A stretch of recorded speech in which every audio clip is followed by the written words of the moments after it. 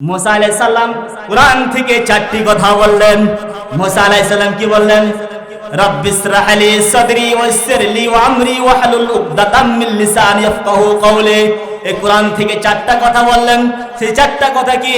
আল্লাহ তুমি আমার সাহসকে বাড়িয়ে দাও, তুমি আমার শক্তি বাড়িয়ে দাও, সিনাকে প্রশস্ত করে দাও, তুমি আমার তুতলা ভাবটা যে আছে এটা স্পষ্ট করে দাও, অস্পষ্ট যেটা আছে স্পষ্ট করে দাও, আর আমার যাতে তুমি হিকমা আমি যাতে অবলম্বন করতে পারি সেই হিকমাটা আল্লাহ দাও, শক্তি দাও।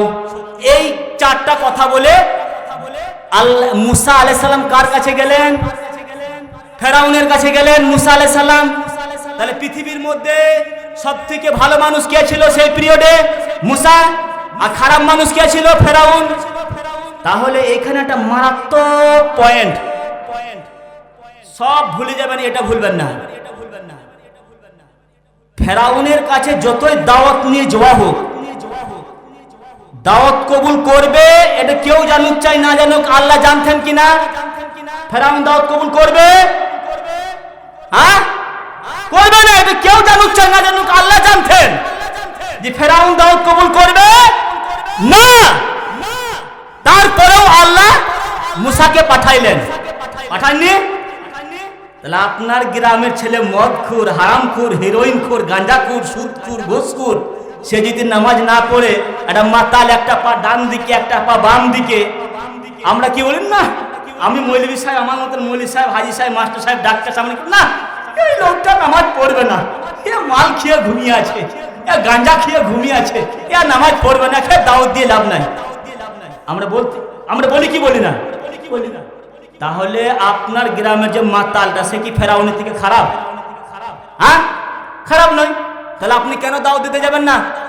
মুসার মতো লোক যদি ফেরাউনকে দাওয়াত দিতে যায়, তাহলে আমার আপনার মতো 2 টাকার হুজুর আমরা কেন দাওয়াত দিতে যাব না? গ্রামের মাতালকে, হ্যাঁ, গ্রামের মদখুরকে, গ্রামের হিরোইনখুরকে, গ্রামের গাঁজাখুরকে কেন দাওয়াত দিতে যাব না? অবশ্যই দাওয়াত দেব। আপনি নামাজে দাওয়াত দিবেন, অবশ্যই আপনি তার বদলা পাবেন। একটা উদাহরণ দিই, বাজারে দেখবেন অনেক ঔষধ কোম্পানি আছে, ঔষধ কোম্পানির দেখবেন ডাক্তারের কাছে আসেন, এমবিবিএস ডাক্তারের কাছে, ডাক্তার সাহেব এই ওষুধটা খুব ভালো, আপনি এটা রুগীদের ক্ষেত্রে লিখবেন, রুগীদের খুব কাজে দিবে। উনি কিন্তু কোম্পানির প্রচারে এসেছেন, উনি কিন্তু ওষুধ বিক্রয় করতে আসেন নাই। হ্যাঁ, উনি কোম্পানির প্রচারে এসেছেন। কোম্পানির কাছে বেতন পাবে কি পাবে না? পাবে তো। তো আপনি ওই বেনামাজিকে দাওয়াত দিতে যাবেন, সে নামাজ পড়ুক চাই নাই পড়ুক, আপনার কোনো যায় আসে? আপনার কোনো যায় আসে না। আপনি আল্লাহর কাছে কি পাবেন? বেতন পেয়ে যাবেন। আল্লাহর বেতন কি? জান্নাত। এর থেকে আর বড় স্যালারি কিছু আছে? কিছুই নাই। তাহলে কোনো বেনামাজি যদি নামাজ না পড়ে আপনি দাওয়াত দিতে যাবেন, দাওয়াত দেওয়া আপনার লাগবেই, এটা হলো আপনার দায়িত্ব, কর্তব্য। আমরা ইনশাআল্লাহ বেনামাজিদের ঘরে ঘরে গিয়ে দাওয়াত দিব তো ইনশাআল্লাহ? হাত তুলুন, দিব তো ইনশাআল্লাহ? মাশাআল্লাহ। একটা বেনামাজিকে যদি আপনি নামাজি ধরাতে পারেন, আর লাভটা কত হবে বলি? আপনি একটা বেনামাজিকে যদি একটা নামাজি বানাতে পারেন, আপনি যে নেকিটা পাবেন, আপনার কথা শুনে সেই লোকটা যদি নামাজ পড়ে কতটা পরিমাণের আপনিও নেকি পাবেন। আপনি মরে গেলেন, কবরে চলে গেলেন, ওই মানুষটা দুনিয়াতে নামাজ পড়ছে, মানে নামাজি ধরিয়ে দিয়েছেন, তাকে নামাজ ধরাইছেন, আপনি কবরে শুয়ে শুয়ে আপনি নেকি পাবেন। এটা কম ফজিলতের কথা? এটা কি কম মারাত্মক কথা? কিন্তু আমরা এগুলো করি। মহল্লা এই গ্রামে দাওয়াতের নামাজের দাওয়াত হয়তো মাশাআল্লাহ আলহামদুলিল্লাহ, এখানে দাওয়াতের কাজ চলে, তাহলে মাশাআল্লাহ আলহামদুলিল্লাহ নামাজের দাওয়াত দিবেন, আপনার সম্মান বাড়বে, আপনার ইজ্জত বাড়বে। চলুন, হ্যাঁ। তাহলে জান্নাতের সাজেশন হলো কি? 2 নম্বর জান্নাতের সাজেশন হলো নামাজ। ওয়াতাকিমুস সালাতাল মাকতুবাতা, 2 নম্বর হলো নামাজ। 3 নম্বর হলো ওয়াতুআদ্দিজ যাকাতাল মাফরুজা, যখন না জাকাতের নিসাব চলে আসবে, জাকাতের আওকাত যখন চলে আসবে, তখন আপনাকে জাকাত দিতে হবে। মাছের টাকা হোক না কেন, চাকরি বাকরির টাকা হোক না কেন, জমি জমার টাকা হোক না কেন, জাকাতের যখন নিসাব চলে আসবে তখন আপনাকে জাকাত দিতে হবে। 4 নম্বর নবীজি বলছেন, ওই দিহাতি সাহাবীকে বললেন যার চুলগুলো উস্কো খুস্কো, দিহাতি সাহাবীকে বলছেন ওয়াতাসুমু রমজান, আর যখন রমজান মাস আসবে তখন তোমাকে রমজান মাসে সিয়াম পালন করতে হবে, রমজান মাসে রোজা রাখতে হবে। এই 4টা কাজ তুমি যদি করো তাহলে তুমি জান্নাতে চলে যাবে। হাগো রোজা বলি একটা কথা, এই যে আপনার এই মাস চলে এলো, কি মাস? শাবান মাস চলে আসছে। শাবান মাসে রোজা কয়টা আছে? 3টে আছে, যেটা মাসে 3টে রাখা হয় সেটাই। কিন্তু কেউ যদি 15ই শাবানকে কেন্দ্র করে যদি রোজা রাখেন সেটা কি হবে? বেদাত। কি বললাম? আপনি কোনো রোজা রাখলেন না, আপনি কোনো রোজা রাখলেন না, শাবান মাসের কোনো রোজাই আপনি রাখছেন না, শুধু 15 তারিখটা শাবান মাসে রোজা রাখলেন, এটা হলো পাক্কা বেদাত। শাবান মাসে মসজিদে জায়গা পাওয়া যায় না, এত মুসল্লি। একটা লোক, একটা বুড়ো মানুষ, সে আবার একটা ইট রেখে দিয়েছে মসজিদে সামনে কাতারে। হ্যাঁ তো চাচা, ইট কেন রেখেছো গো? বলছে আজকে রাত্রে নামাজ পড়তে আসবো, যদি জায়গা না পাই ফেরাস্তা আমার নামতে এমটি করবে না। বললাম তো মরে দেখ, ফেরাস্তা কাঁচা কঞ্চি ধরে রেডি আছে। হারামখোর, সারা বছর তুই নামাজ নাই, রোজা নাই, তুই ওই শাবান মাসের ওই 15 তারিখে তুই রোজা রাখতে আছিস আর নামাজ পড়তে আছিস, তুই কাঁচা কঞ্চির বাড়ি মারবো। তো আয় একবার আমার কাছে, তুই রুটি শাখা করে শেখে দেবো। হ্যাঁ, ফেরেশতা লাঠি নিয়ে বসে আছে। তাহলে 15ই আবার অনেক মানুষ আবার সেই খায়, হালুয়া রুটি করে কি করে না? এগুলো হাদিসে আছে, হালুয়া রুটি। ওরে আল্লাহর নবী সাল্লাল্লাহু আলাইহি ওয়াসাল্লাম উহুদের যুদ্ধ কত সালে হয়েছিল? কোন হিজরিতে হয়েছিল? বুখারীর হাদিস থেকে আমি কথা বলছি, ওই কোন কবিতা বলছি না, কোন গাঁজাখুরি গল্প বলছি না আমি। উহুদের যুদ্ধ হয়েছিল 3য় হিজরি, মানে 3 হিজরি। কোন মাসে? শাওয়াল মাসে 7 তারিখে। তাহলে উহুদের যুদ্ধ হয়েছে শাওয়াল মাসে 7 তারিখে, আর এই হারামখোরা শাবান মাসে 15 তারিখে এই হালুয়া রুটি করছে। বুঝি নবীজির দাঁত ভেঙেছে, হারামখোর। হিসাবটা কর। আমি কথার যুক্তির মাধ্যমে মেনেই নিলাম নবীজির দাঁত ভেঙেছে। তাহলে নবীজির দাঁত কোন মাসে ভেঙেছে? শাওয়াল মাস। রমজানের পর হয় শাওয়াল মাস।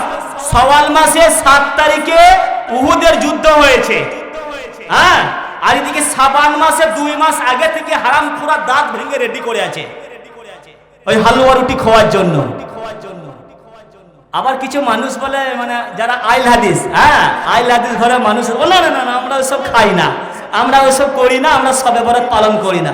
হারামখোরা বা শ্বশুর বাড়ি যদি থাকে, শ্বশুর বাড়িতে হালুয়া রুটি খেতে যায়, যায় কি যায় না?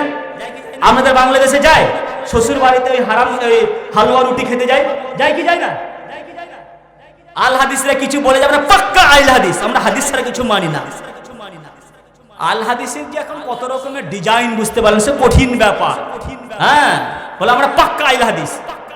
আর এদিকে ওই শবে বরাতের উপলক্ষে তারা খানা খেতে চলে যায় শ্বশুর বাড়িতে, পাক্কা হারাম, এ খাবার খাওয়া যাবে না। হ্যাঁ, এগুলো থেকে বেঁচে থাকতে হবে। তাহলে শাবান মাসে আপনি কি করবেন? নবী সাল্লাল্লাহু আলাইহি সাল্লাম বলছেন, তোমরা শাবান মাসে বেশি বেশি করে রোজা রাখো, শাবান মাসে বেশি বেশি করে কোরআন তেলাওয়াত করো। শাবান মাস, আল্লাহর নবী সাল্লাল্লাহু আলাইহি সাল্লাম বলেছেন, তোমরা 1 তারিখ থেকে দরকার পড়লে 25 তারিখ পর্যন্ত তোমরা শাবান মাসে রোজা রাখো। 1 তারিখ থেকে 28 তারিখ পর্যন্ত তোমরা দরকার পড়লে শাবান মাসে রোজা রাখো।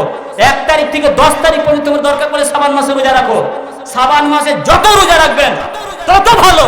আল্লাহর নবী সাল্লাল্লাহু আলাইহি সাল্লাম শাবান মাসে বেশি বেশি করে রোজা রাখতেন এবং সাথীদিকে বলতেন, তার বিবিদিকে বলতেন, নারীদিকে বলবো, তোমাদের যদি রোজা কাজা হয়ে থাকে তাহলে শাবান মাসে তোমরা বেশি, মানে রোজাটা কাজা, রোজাটা তোমরা সুদ দিয়ে দাও। হ্যাঁ, আর বাড়তি আর কোনো নাই যে নামাজ পড়তে হবে 40 রাকাত 20 রাকাত নামাজ পড়তে হবে, সব নামাজ ফামাজ কিচ্ছু নাই, এগুলো কিচ্ছু নাই, এগুলো থেকে বেঁচে থাকতে হবে। তা না হয় গ্রন্থময় মুটুক আল কোরআনে আল্লাহ রাব্বুল আলামিন বলছেন আমিলাতুন নাসিবা, যারা আমল করবে, আমল করতে করতে তাদের পা ফুলিয়ে যাবে, পা হাঁপিয়ে যাবে, সেই আমলটা যদি রসুলের তরিকা মোতাবেক না হয়, আল্লাহ নবী বলেন সাল্লু কামা রাআইতুমুনি উসাল্লি, তোমরা নামাজ পড়ো আমাকে যেমন নামাজ পড়তে দেখেছো সেরকম নামাজ পড়ো। নামাজটা যদি রসুলের তরিকা মোতাবেক না হয় তাহলে আমাদের কি হবে? আল্লাহ রাব্বুল আলামিন বলেন তাসলা নারান হামিয়া, ইবাদত করে করে আপনার পা ফুলে গেল, ইবাদত করে করে আপনি ক্লান্ত হয়ে গেলেন, তার রসুলের তরিকা মতো যদি আমার ইবাদত না হয় তাসলা নারান হামিয়া, আপনাকে জাহান্নামের আগুনে দেওয়া হবে। কি বলা হলো? আপনাকে জাহান্নামের আগুনে দেওয়া হবে যদি নামাজটা রসুলের তরিকা মোতাবেক না হয়। চলুন, তাহলে 4 নম্বর হলো রোজা। আবার কিছু মানুষ বলছে হালুয়া রুটি করে নে বাড়িতে রেখে দেয়। হাগো খালা, হালুয়া রুটি করে বাড়িতে কেন রেখেছে? বাবা তুমি জানো না? কি গো, আমাদের বাড়ি ওই মৃত্যু ব্যক্তিগুলো খেতে আসবে, আত্মাগুলো খেতে আসবে, এগুলো বলে কি বলে না? এরা সব পাক্কা বেদাত। মাতা ইয়াউমুল কিয়ামা, যে মরে গেল তার কিয়ামত শুরু হয়ে গেল, সে আবার হালুয়া রুটি কি করে, মৃত্যু ব্যক্তি কি করে হালুয়া রুটি খেতে আসবে? আবার সেই দিনে বুঝতে পারলেন আগরবাতি মোমবাতি কবরে জ্বালায়, এগুলো হয় বাংলাদেশে? এগুলো হয় তো হয় না? মাশাআল্লাহ, এই গ্রামটা খুব সুন্দর গ্রাম, আদর্শবান গ্রাম, এসব কাজ হয় না, খুব ভালো। চলুন, তাহলে 4 নম্বর হলো রোজা। রমজান মাস যখন পাবে তখন তোমরা রোজা রাখবে। কে বললেন এটা? আল্লাহ রাব্বুল আলামিনের নবী বলে দিলেন। আল্লাহ নবী কাকে বললেন? দিহাতি সাহাবীকে বলছেন। দিহাতি সাহাবী তখন বলছেন ক্বালা ওয়াল্লাযী নাফসিহি বিয়াদিহি, ক্বালা ওয়াল্লাযী নাফসিহি বিয়াদিহি, ইয়া রাসূলুল্লাহ, ইয়া হাবিবাল্লাহ, আপনি যে 4টা বললেন এই 4টা অবশ্যই আমল করব, এর চেয়ে কম করব না, এর চেয়ে বেশিও করব না, আপনি যে 4টা বলেন অবশ্যই অবশ্যই আমল করব। আল্লাহর নবী বলছেন ক্বালান নবী সাল্লাল্লাহু আলাইহি সাল্লাম মান সাররাহু আইয়ানজুরা ইলা রাজুলিন, আল্লাহর নবী বলছেন ও আমার সাহাবীরা, দুনিয়াতে তোমরা জান্নাতি ব্যক্তিকে দেখে তোমরা কি খুশি হবে? সমস্ত সাহাবীরা এক বাক্যে বলছেন ইয়া রাসূলুল্লাহ, ইয়া হাবিবাল্লাহ, দুনিয়াতে যদি জান্নাতি ব্যক্তিকে দেখতে পাই তাহলে অবশ্যই খুশি হব, অবশ্যই খুশি হব। আল্লাহর নবী বলছেন মান সাররাহু আইয়ানজুরা ইলা রাজুলিন, এই মানুষটার দিকেই তাকাও, এই দিহাতি সাহাবী যার চুলগুলো উস্কো খুস্কো, এই মানুষটাই হলো জান্নাতি। আল্লাহর নবী বলেন সুবহানাল্লাহ। আল্লাহর নবী কি বললেন? এই লোকটাই জান্নাতি, যার কোনো ডিগ্রি নাই, মূর্খ মানুষ। 4টা আমল যদি আমরা করি তাহলে অবশ্যই আমরা জান্নাতে চলে যাব। আমরা এই 4টা জিনিস আমল করব তো ইনশাআল্লাহ। বুখারীর হাদিস প্রথম খণ্ড 127 পৃষ্ঠা নোট করলেন, জিয়াই খুলবেন আপনি হাদিসটা। চলুন আর একটা হাদিস বলে আমার বক্তব্য শেষ করে দেবো ইনশাআল্লাহ। আপনারা এই হাদিসটা মন দিয়ে শুনবেন, অবশ্যই কিছু না কিছু জ্ঞান পাবেন। ধনী আর গরিব, বুখারীর হাদিস প্রথম খণ্ড 306 পৃষ্ঠা, হাদিসটা পৃষ্ঠার নাম্বার বলে দিলাম। ধনী আর গরিব তাদের সম্পর্কটা কেমন ছিল দেখেন।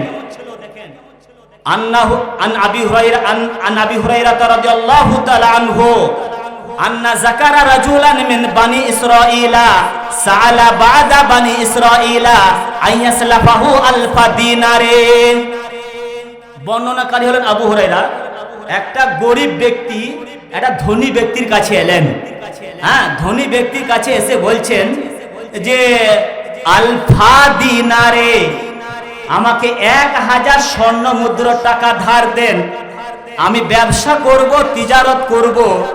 তখন ধনী ব্যক্তি বলছেন ক্বালা কাফা বিল্লাহি কাফিলে, তুমি তো আমার কাছে 1000 স্বর্ণ মুদ্রা টাকা ধার নেবে, তো তুমি যদি একটা জামিনদার আনতে তাহলে ভালো হতো।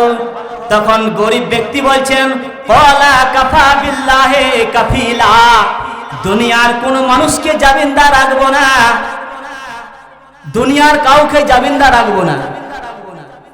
তখন আবার ধনী ব্যক্তি বলছেন ক্বালা কাফা বিল্লাহি শাহিদা, আমার কাছে তো 1000 স্বর্ণ মুদ্রা টাকা ধার নেবে, যদি একটা সাক্ষী আনতে তাহলে ভালো হতো।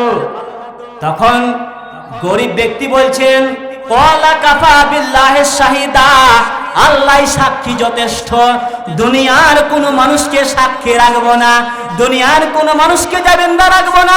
দুনিয়ার মানুষ চিটিংবাজি করতে পারে, দুনিয়ার মানুষ গাদ্দারি করতে পারে, কিন্তু আল্লাহ সাক্ষী, আল্লাহ যথেষ্ট, এতে কোনো সমস্যা হবে না। কে বলছেন? গরিব ব্যক্তি বলছেন। আমি যদি আপনাদের এইখানে বলি যে ভাই আমি ইন্ডিয়া থেকে এসেছি, আমি একটা বই লিখবো, আমাকে 2 লাখ টাকা দেন, কিন্তু কাউকে বলবেন না। আমি যদি সভাপতি সাহেবকে বলি যে ভাই আমাকে 2 লাখ টাকা দেন, কাউকে বলবেন না। আমাদের মতো মানুষ, আমাদের যেমন ইমান, কি বল, নিশ্চয়ই মাল গোলমাল আছে, নিয়ত খারাপ আছে, ইন্ডিয়া থেকে এসছে টাকা নিয়ে চলে যাবে, টাকা মেরে দেবে। হ্যাঁ, এরকম আমরা মানসিকতা আমাদের। হ্যাঁ, ধনী ব্যক্তি তখন বলছেন, ভাই ক্বালা সাদাক্তা, ভাই তুমি সত্য কথা বলেছো। আলফা দিনারে, 1000 স্বর্ণ মুদ্রা টাকাটা ইলা আজালিম মুসাম্মা, গুনে গুনে দিয়ে দিলেন। সুম্মা হাকাজাহু ফালতামাস ইয়ালকাবা মারকাবা, একটা নির্দিষ্ট সময় মোতাবেক, 6 মাস হোক 1 বছর হোক, এরকম নির্দিষ্ট সময় মতো টাকাটা ধনী ব্যক্তি গরিব ব্যক্তিকে দিয়ে দিলেন। দিয়ে দেওয়ার পর গরিব ব্যক্তি এবার বাড়িতে চলে এলেন। বাড়িতে আসার পর ব্যবসা করলেন, তিজারত করলেন, মোটা অঙ্কে লাভ হয়েছে। লাভ হওয়ার পর এবারে 6 মাস টাইম হয়ে গেছে, টাকা দেবার ডেট হয়ে গেছে। এবারে টাকাটা নিয়ে চলে গেলেন, কাকে দেওয়ার জন্য? ধনী ব্যক্তিকে টাকাটা দেওয়ার জন্য গেলেন। যখন গেলেন, আন জাহাজ জাহিদান মারকাবান, সেই দিন একটা জাহাজও চলেনি, নৌকাও চলেনি, স্টিমারও চলেনি, কিছুই চলেনি, কিছুই চলেনি। আর গরিব ব্যক্তি টেনশনে পড়ে গেলেন। গরিব ব্যক্তি নদীর এপারে দাঁড়িয়ে আছেন, আর ধনী ব্যক্তি নদীর ওপারে দাঁড়িয়ে আছেন, আর কোনো জাহাজ নাই, স্টিমার নাই, কিছুই নাই, নৌকা নাই, প্লেন নাই, কিছুই নাই। এবার টাকাটা কিভাবে যাবে? ক্বালা কাফা বিল্লাহি শাহিদা, আল্লাহকে সাক্ষী রেখেছেন গরিব ব্যক্তিটা। ঈমান দেখেন, ঈমান কি মজবুত। গরিব ব্যক্তি কি করলেন? জঙ্গলে চলে গেলেন। জঙ্গলে গিয়ে মোটা পড়া একটা কাঠের গদি আনলেন, কাঠের গদি।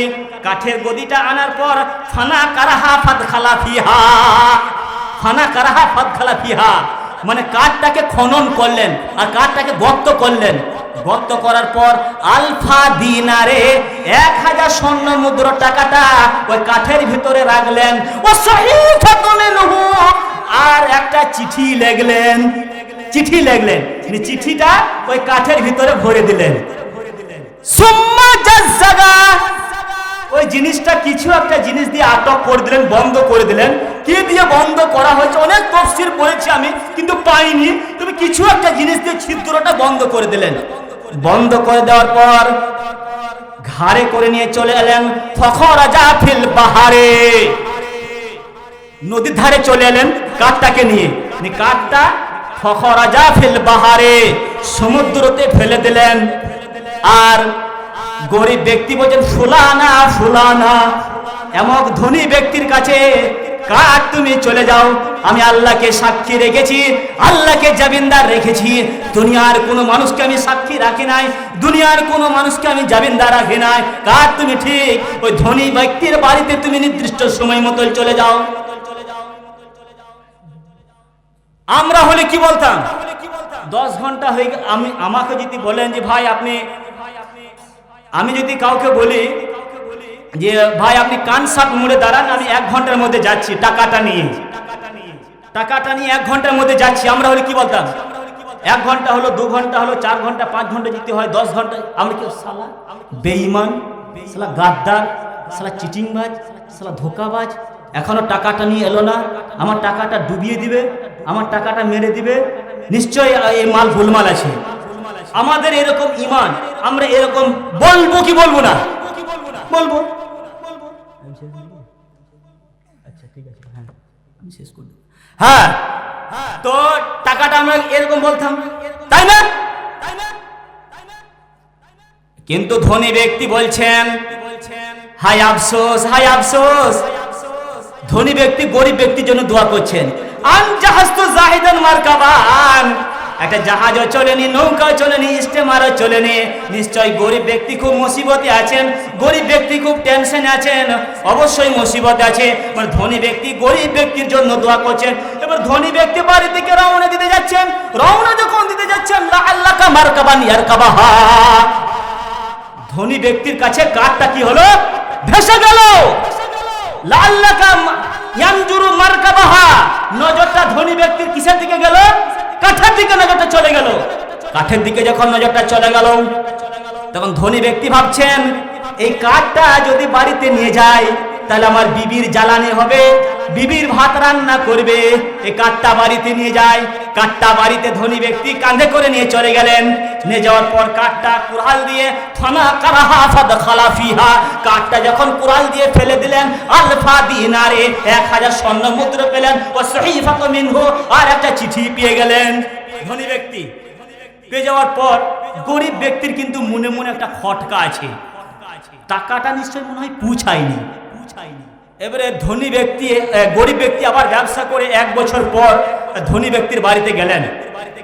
আসসালামু আলাইকুম, দরজাটা খুললেন, ধনী ব্যক্তি বের হলেন, ওয়ালাইকুম সালাম বললেন। বাবু কি বলছিলেন?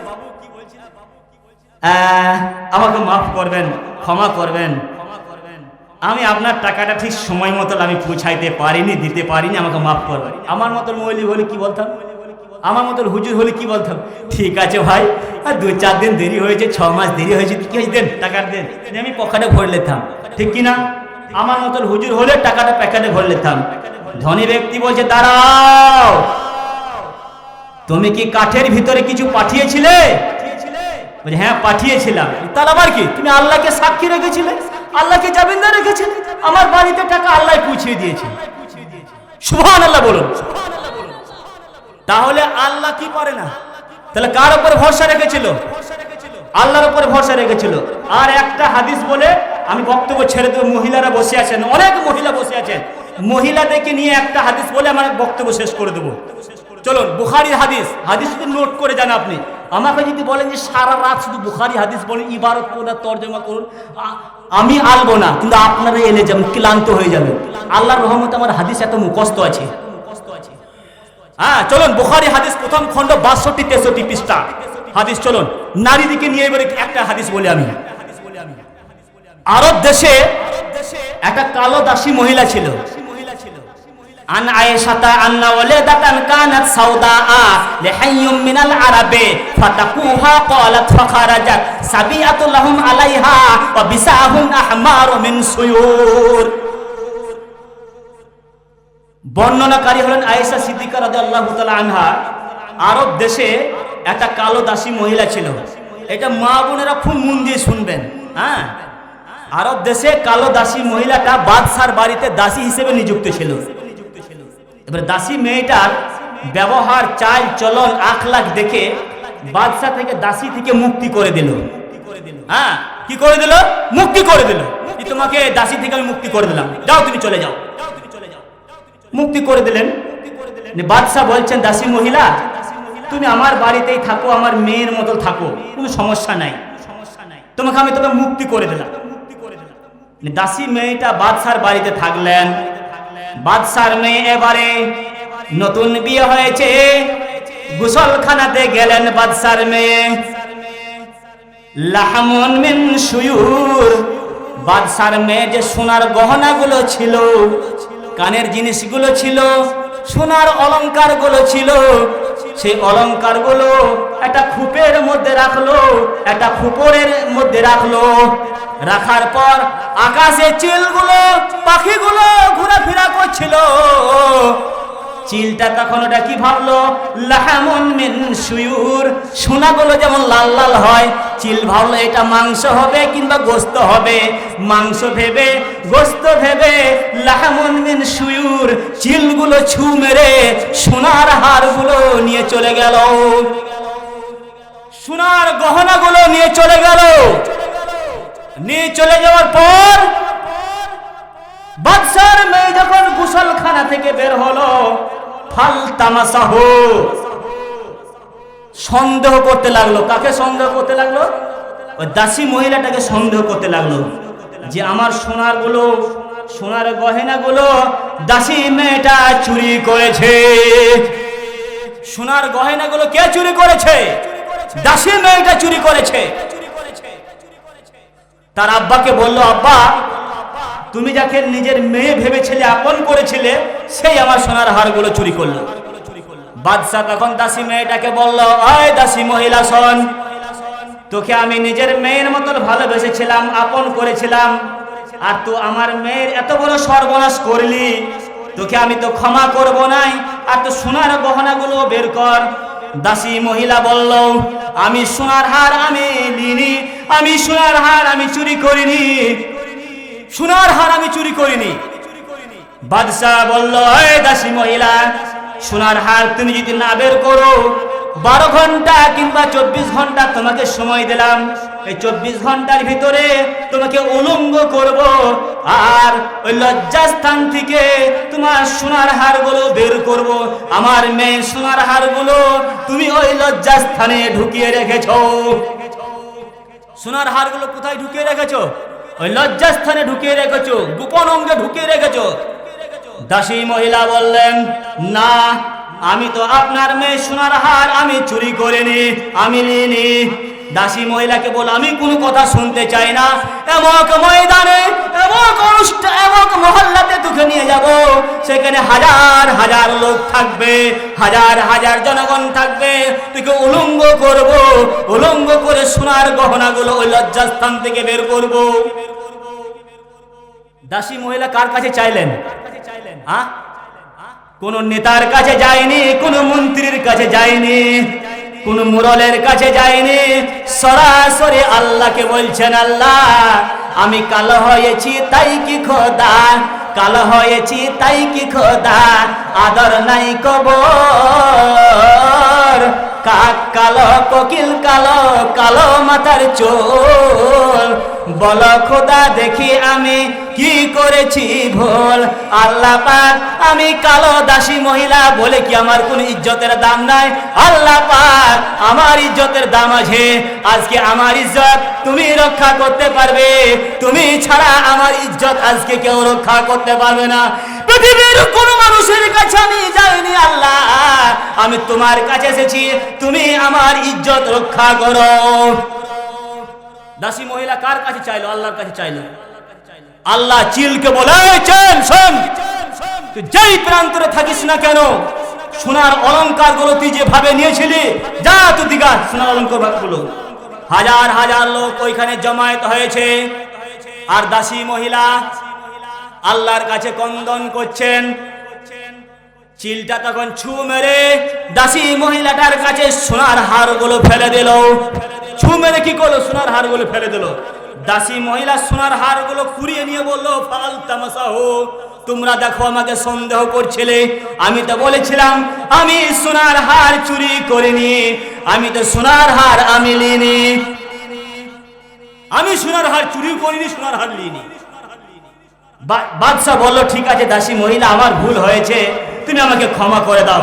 তখন দাসী মহিলা বলল, ঠিক আছে আমি ক্ষমা করে দিলাম, কিন্তু আমি আর তোমার বাড়িতে থাকবো না, আমি চলে যাব। দাসী মহিলাটা কার কাছে গেলেন? বিশ্ব নবী মুহাম্মদ রাসূলুল্লাহ সাল্লাল্লাহু আলাইহি সাল্লামের স্ত্রী আম্মু জান আয়েশার কাছে গেলেন।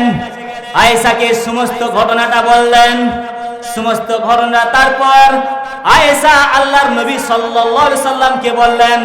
আল্লাহর নবী হযরতে মুহাম্মদ সাল্লাল্লাহু আলাইহি সাল্লাম দাসী মহিলাকে বললেন, ও দাসী মহিলা, তুমি কি ইসলাম কবুল করতে ইচ্ছুক? দাসী মহিলাটা বললেন, এ রাসূলুল্লাহ, ইয়া হাবিবাল্লাহ, আমি ইসলাম কবুল করার জন্য এসেছি, আমি ইসলাম কবুল করব। তখন কলেমা পড়ে মুসলিম হয়ে গেলেন কে? ওই দাসী মহিলাটা। দাসী মহিলাটার নাম কি শুনিলেন? নামটা হলো সাউদা। আল্লাহর নবী পরবর্তীকালে তিনাকে স্ত্রী করেছিলেন, মানে বিবাহ করেছিলেন সাউদা। আল্লাহ নবীর একটা স্ত্রীর নাম হচ্ছে সাউদা। তো হাদিসটা কোথায় পাবেন? বুখারী 62-63 পৃষ্ঠায় বাবুল ইমরাতে ইলাল মসজিদে, কি বললাম? অধ্যায় বলে দিলাম, বাবুল ইমরাতে ইলাল মসজিদে।